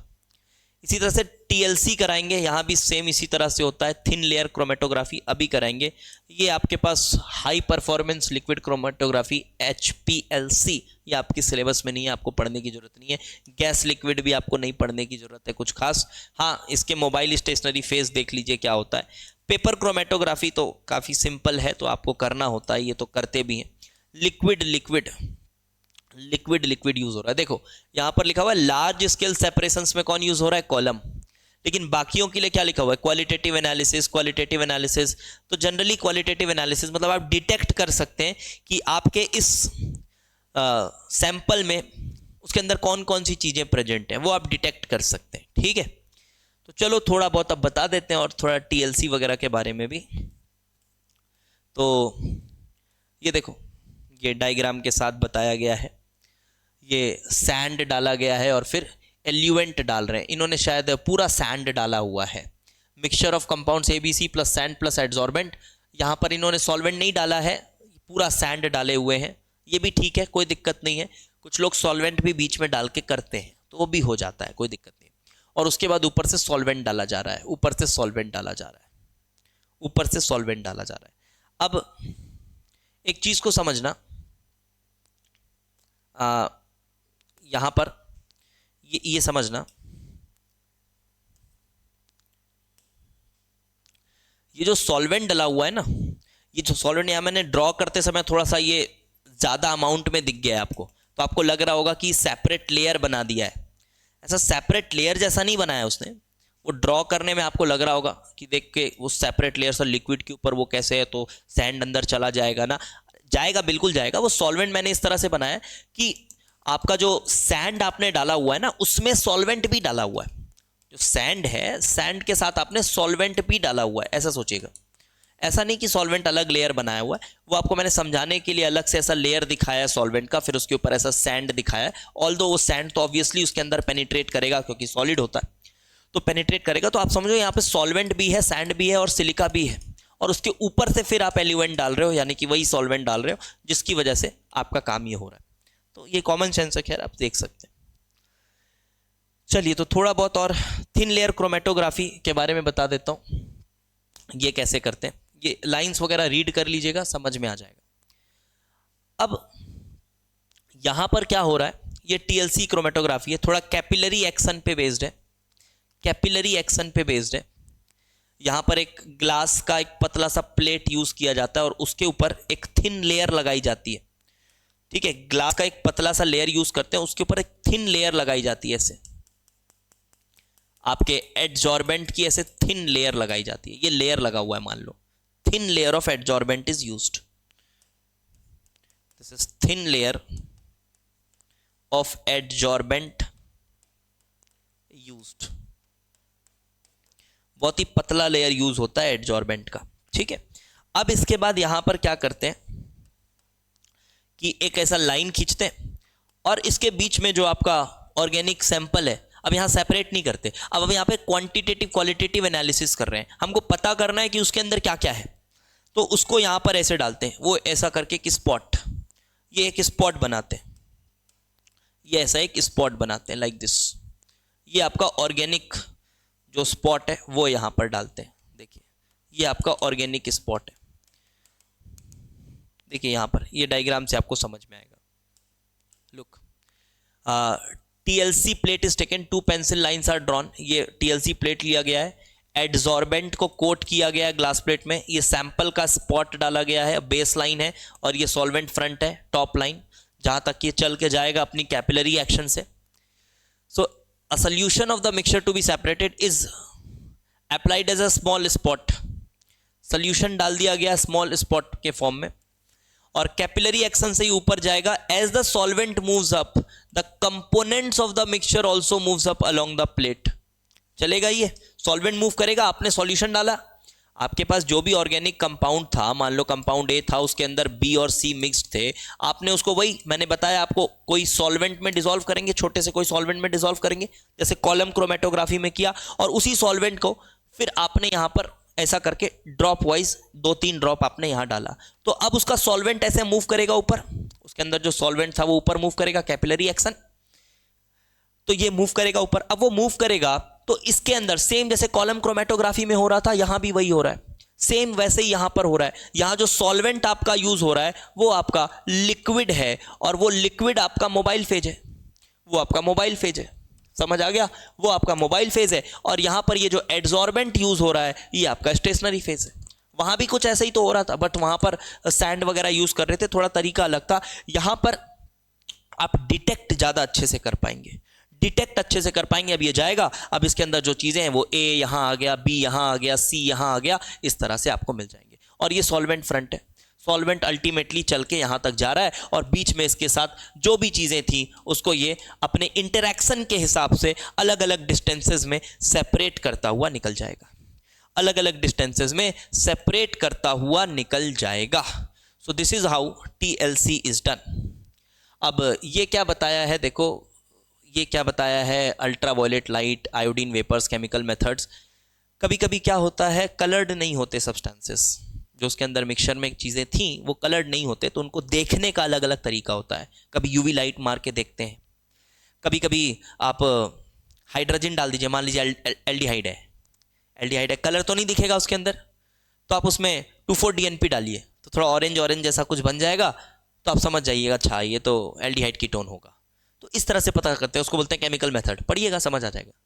ये सब क्यों यूज कर रहे हैं, ताकि आपको, मान लीजिए कलर्ड सब्सटेंसेस नहीं है, कलर्ड सब्सटेंसेस नहीं है, जरूरी थोड़ा है कि सिर्फ कलर्ड सब्सटेंसेस को ही अलग करेंगे। तो अगर कलर्ड नहीं है कोई चीज तो भी आप पता कर सकते हैं using these methods, like UV light मार के, आयोडीन के वेपर्स के थ्रू देख सकते हैं, या फिर कुछ केमिकल टेस्ट है उनका, तो उन्हीं टेस्ट वाले रिएजेंट्स को डालिए और आप देख सकते हैं। तो ये अलग अलग तरीके हैं।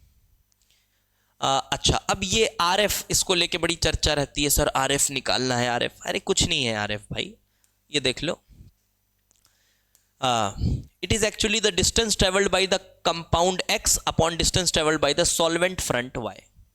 सॉल्वेंट जहां तक चलेगा और वो कंपाउंड जहां तक चलेगा, ये सॉल्वेंट फ्रंट है, सॉल्वेंट मान लो यहां तक चला, और वो कंपाउंड जहां तक चलेगा तो ये कंपाउंड यहां तक चला, तो बस इसी का रेशियो है RF, तो X by Y, this is your RF।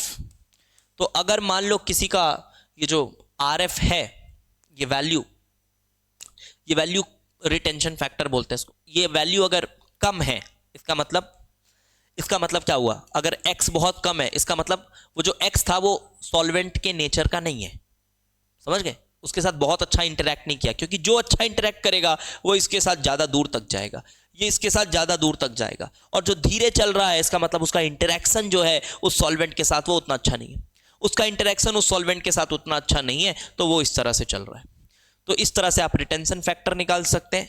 And similar है आपका ये पेपर क्रोमेटोग्राफी, पढ़ेंगे समझ आ जाएगा, पेपर क्रोमेटोग्राफी भी बिल्कुल सेम है, बस यहां पर एक डिफरेंस ये है TLC और इसमें जो डिफरेंस है वो क्या है वो मैं बता रहा हूं। देखिए, TLC में आपका मोबाइल फेज कौन था, तो मोबाइल फेज आपका सॉल्वेंट था, समझिए मैकेनिज्म बिल्कुल सेम है, यहां भी आप पेपर यूज करते हो, सिर्फ डिफरेंस ये है कि आप यहां पर एक क्रोमेटोग्राफिक पेपर यूज करते हो, वहां TLC प्लेट यूज कर रहे थे, उसके ऊपर एडजॉर्बेंट लगा रहे थे, यहां कुछ एडजॉर्बेंट वगैरह की जरूरत नहीं है, इसलिए स्कूल वगैरह में ना ये कराया जाता है ज्यादा पेपर क्रोमेटोग्राफी, क्योंकि इजीली डुएबल है, ये इजीली डुएबल है, आपको सिर्फ एक पेपर चाहिए, क्रोमेटोग्राफिक पेपर, और फिर आप यहां पर ये जो भी सॉल्वेंट है उसको यहां पर डालेंगे और फिर वो मूव करेगा पेपर में ऊपर ऊपर।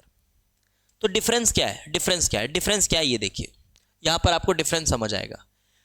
Partition chromatography, liquid chromatography, in which both mobile phase and the stationary phase are liquid, ये डिफरेंस है। वहां पर आपका स्टेशनरी फेज सॉलिड था, यहां पर दोनों चीजें लिक्विड है, स्टेशनरी फेज भी लिक्विड है। Paper chromatography, in paper chromatography a special quality paper chromatographic paper is used, although paper consists of mainly of cellulose, the stationary phase in paper chromatography is not the cellulose but the water which is adsorbed or chemically bound to it। तो यहाँ जो पानी है ना, वो पानी में solvent move कर रहा है, तो पानी के जो मॉलिक्यूल्स हैं उस पेपर में वो स्टेशनरी फेज है, तो पानी के मॉलिक्यूल्स एक्चुअली में लिक्विड होते हैं, इसलिए यहां बोला जा रहा है स्टेशनरी फेज लिक्विड है। पानी के मॉलिक्यूल्स, यहां पर जो पानी के मॉलिक्यूल्स हैं पेपर में, वो आपके उसके थ्रू मूवमेंट हो रहा है, ठीक है, तो वो आपका स्टेशनरी फेज है, पानी, not the cellulose. The mobile phase is another liquid which is usually, another liquid, जो आप डॉट डाले हो, जो आपने सैंपल डाला है वो भी लिक्विड है। मिक्सचर ऑफ 2 और 3 solvents with water as one of the components, उसमें भी पानी थोड़ा बहुत हो सकता है। तो प्रिंसिपल ये है, पार्टीशन के प्रिंसिपल पे वर्क करता है। Differential partition of various components of mixture between stationary and mobile phase, process बिल्कुल सेम है, आपने इसको डाला और ये ऊपर चला जाएगा कैपिलरी एक्शन से, एंड डिफरेंट डिस्टेंसेस में जाएगा depending on their solubility between the both phases. ये भी सॉल्युबिलिटी पे डिपेंड करेगा कि जो आपने सॉल्वेंट यूज किया उसमें कितना सॉल्युबल है, और कलर्ड चीजें विजिबल होंगी, and the spots are separated at different height and are identified by their RF values as discussed under TLC। RF values यहाँ भी निकाला जा सकता है। तो इस तरह से आप ये पढ़ सकते हैं, क्रोमेटोग्राफी का जो मैकेनिज्म है, जो प्रिंसिपल है, जो फंडामेंटल है, किस तरह के सवाल आएंगे वो भी मैंने आपको बता दिया। तो आई होप आपको मज़ा आया होगा पढ़ने में, और ऑल्दो ये टॉपिक थोड़ा बोरिंग है, ये मेरे लिए भी बोरिंग है, बच्चों के लिए भी बोरिंग होता है, क्योंकि ये टॉपिक्स ऐसे हैं जो प्रैक्टिकली करा जाए तब जाकर ज़्यादा मज़ा आता है, ऑन पेपर पढ़ने में उतना मज़ा नहीं आता इन टॉपिक्स को, बट स्टिल एग्ज़ाम की डिमांड है तो आपको पढ़ना पड़ेगा। तो मैंने 1 घंटे बोला था, बट थोड़ा सा ज़्यादा हो गया, 1 घंटे 19 मिनट, जिसमें शुरू में 5 मिनट तो इंट्रोडक्शन था, तो लगभग 1 घंटे 15 मिनट में मैंने आपको पूरे प्योरीफिकेशन टेक्निक्स थोड़ा डिटेल में बताने की कोशिश करी है, इसलिए थोड़ा सा समय लगा है। ठीक है, अब प्रिपरेशन करिए अच्छे से, और जेई मेंस के बाद बिल्कुल अपने जो मेन टारगेट है जेई एडवांस का, उस पर बिल्कुल एम कर लीजिए। अभी आप अपना 1 हफ्ता दे सकते हैं जेई मेंस के रिवीजन में, और उसके बाद आप कोशिश करिए जेई मेंस फर्स्ट अटेम्प्ट में बहुत अच्छे से निकालें, और उसके बाद एडवांस के लिए फुल्ली फोकस्ड हो जाएं। जो भी आपके पास 4-5 महीने का समय है उसमें पूरी तरीके से आप जुट जाएंगे तो आप एक अच्छा स्कोर ले सकते हैं। अगर एटलीस्ट आपने पिछले 1 साल भी अच्छे से पढ़ाई करी है, तो अगर 1 साल भी अच्छे से पढ़ाई करी है और ये 5 महीने आप अच्छे से कर लेंगे ना, तो एक ठीक ठाक सिलेक्शन आप ले सकते हैं। Still there is a possibility. अगर आप पढ़ाई अपनी अभी शुरू ही कर रहे हैं तो फिर चांसेस बहुत कम हैं। ठीक, ओके। तो शेयर भी करो यार, चैनल को शेयर करो। जो भी आप टेलीग्राम ग्रुप्स में हो इधर उधर, आप थोड़ा चैनल को शेयर करो, और ऐप के बारे में भी और बच्चों को बताओ। और कोर्सेज आपने बिल्कुल खुद लिए हुए हैं तो आप खुद अपना एक्सपीरियंस दूसरों के साथ शेयर करो और रिकमेंड करो, सो दैट मुझे भी ग्रो करने में थोड़ा आपकी सहायता मिल पाए। ठीक है, थैंक्स फॉर वॉचिंग।